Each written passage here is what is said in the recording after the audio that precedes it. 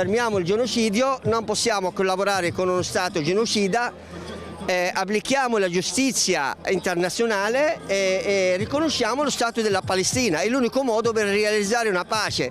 Come abbiamo scritto, l'ultimo giorno di occupazione della nostra terra sarà il primo giorno di pace in tutto il Medio Oriente. Assieme alla voce di Khaled Al-Zir, presidente della comunità palestinese del Veneto, si sono unite oltre 500 persone a Padova per supportare la Global Sumud Flotilla, l'iniziativa umanitaria internazionale che ha l'obiettivo di rompere il blocco israeliano della striscia di Gaza, oltre a rifornire di viveri e medicinali la popolazione palestinese.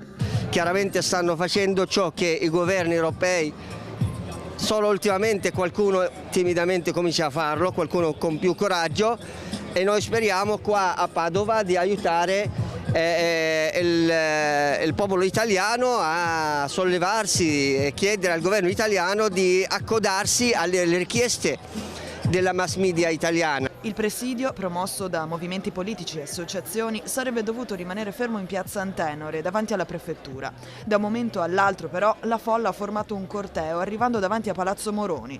Prepariamoci, se loro bloccano la flottiglia, noi blocchiamo il porto di Venezia e tutto il paese. È quanto annunciato dai diversi interventi che si sono susseguiti durante la manifestazione. Ma in primo luogo a bloccare le armi, a bloccare l'investimento bellico.